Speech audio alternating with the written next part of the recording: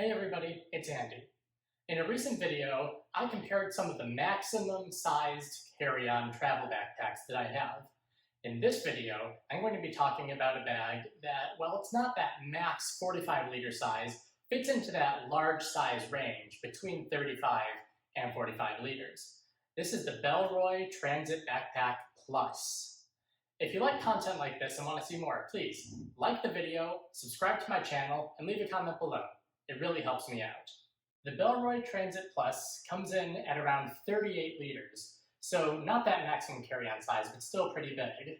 It comes in 3 colorways. I have here the charcoal color, though it's also available in a blue and a black model. Looking over at the front, we see there's a little tag with the Bellroy logo, followed by this front pocket here that actually has a little space below.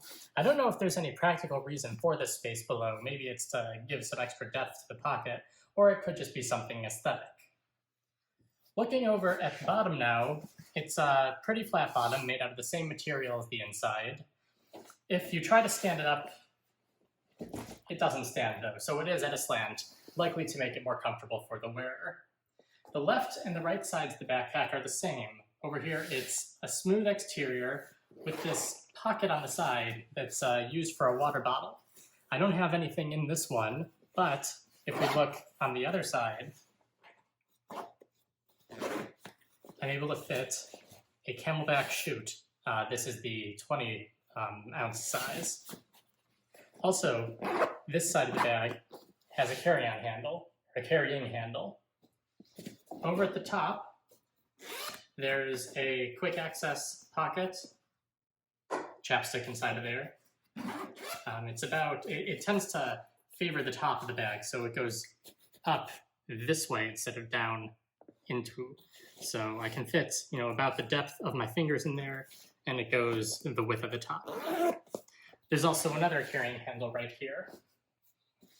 On the back of the bag, we have the shoulder straps. These are not the thickest shoulder straps, but they are padded decently. There also seems to be a hard layer at the top, probably to keep things in the shape. But on the back, you get that nice foam padding. The edges are a bit sharp, but I find that these are spread wide enough that it's not a concern. Over here, we have some leather accents. This is the Bellroy logo on this one. And we have a sternum strap. This is the variety that slides up and down, and it's attached via a magnetic locking clip. So it's easy to attach and easy to dislodge. Also, this has the sternum strap feature with the little elastic band underneath the nylon so that it sort of just feels a bit more comfortable and bouncy while you wear it. Behind the shoulder straps, we have these sort of ribbed channels of padding for your back. And then there's this airflow channel in the middle with a handle / luggage pass-through. Over here, this is contoured in a way that's probably comfortable for most people. Sometimes people might find that the bottom here pushes a bit too far in their lumbar, but I think this is pretty comfortable for me. Also, behind these bumps, we have some hidden waist straps. And then these attach via a similar magnetic mechanism to the sternum strap. Trying on the bag, you can see the waist belt isn't really like a padded thing. It's more of the strap, and then these are just attachments there. But the bag is pretty comfortable to wear, and the belt does take some of the weight.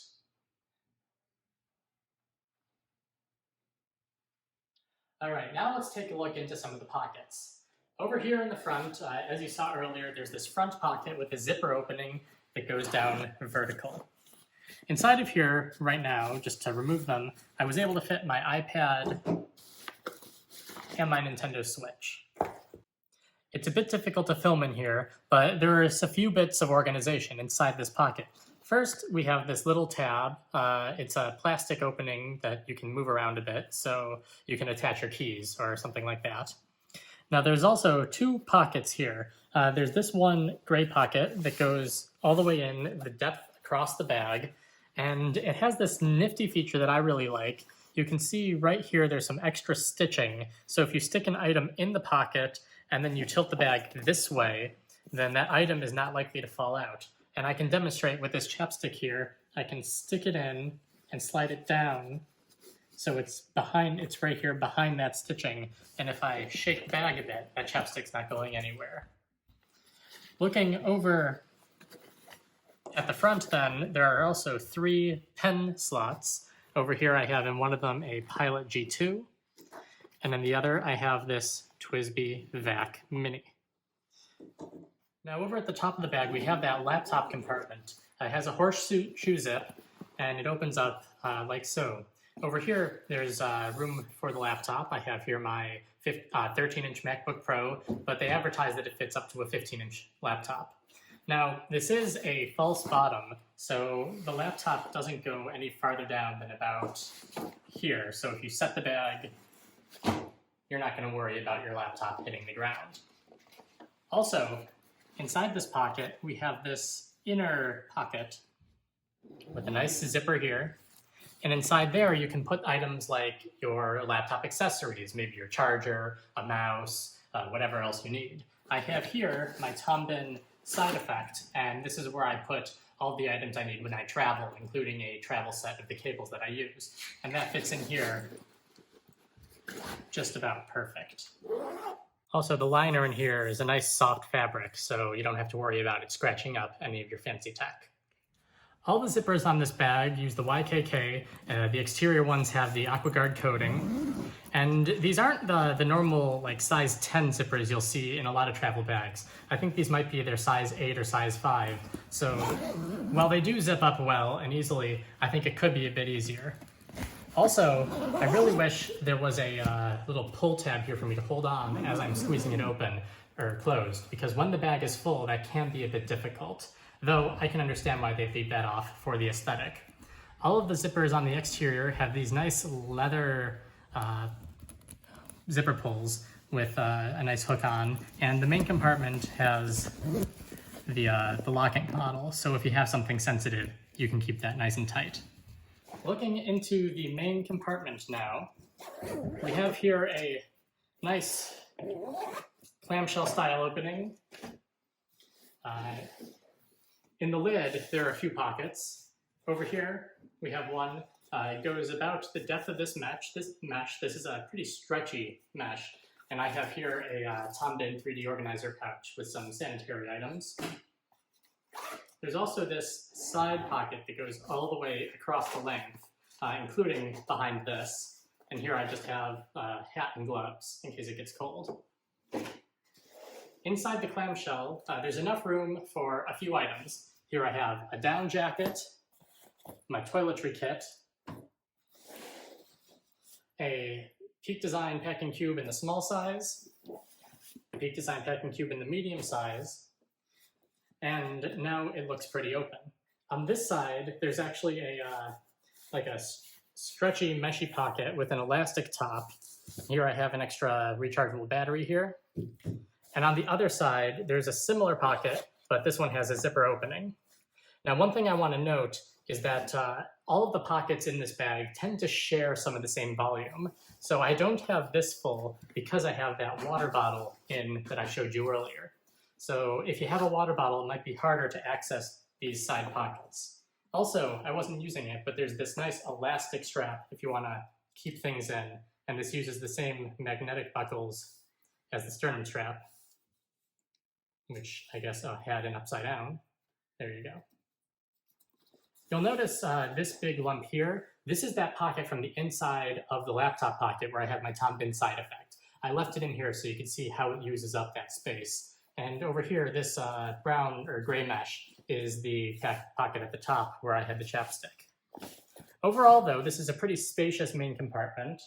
I have my measuring tape to look at the depth here. This one goes almost 6 inches from the base up. It's 5.5, 6 inches. Going down in the length, I have about 19 to 20. And in the width, from zipper to zipper, it looks like between 14 and 16. So not the most scientific measuring ever, but to give you a sense, this is a bit larger than most of those minimal travel bags I look at.